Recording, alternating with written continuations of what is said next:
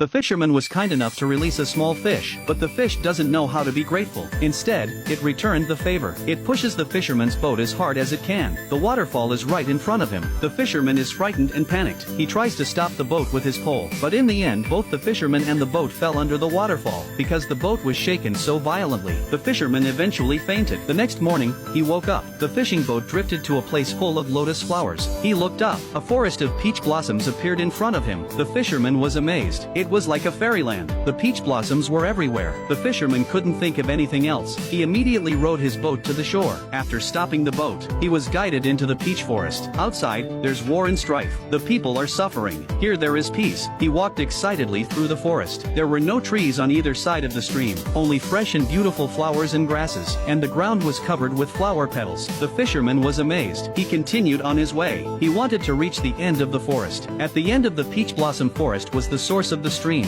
Then he found a small mountain. There was a cave at the foot of the hill. Driven by curiosity, the fisherman ventured further. First, he put his straw hat on the outside. Then he carefully climbed forward. But strangely, the hole was small. But as he walked in, it got bigger and bigger. At first, he could only move slowly. And finally, he was moving very fast inside the cave. Then there was a bright light in front of us. Outside the cave, there was another world. People were farming and herding cattle. The fisherman rushes over to them. But the skinny fisherman seems so out of place here. But the people here are all smiles. They looked so happy. The fisherman was envious. Soon the old man here also found the fisherman. Looking at the fisherman, one of the old men asked him about the fisherman. After learning what happened to the fisherman, they sympathized with the fisherman. The old man invited the fisherman to his home. The family was very warm and welcoming. They made a big feast for the fisherman. When the fisherman saw the rich dishes, his mouth watered with desire. The family laughed and laughed. The old man told him to eat quickly. The fisherman immediately devoured the food. He ate the whole meal in a few plates. This was the fullest meal in his life, and he burped with satisfaction. Then the old man brought him a peach. The old man told him, "The seasons here are like spring. There are endless peach blossoms, and endless peaches to eat." So the fisherman asked curiously, "How did the old man find this place?" The old man heard, "There was a great war during the Qing dynasty. His ancestors found this isolated place. They lived here for generations. No one has ever come out of this valley. No one has ever come in." The fisherman was the first to enter the valley. It's fate. It turns out that the world outside has changed. By now, the fisherman had already eaten the whole peach, and secretly pocketed the kernel. But in the days to come, the townspeople invited the fisherman to their home.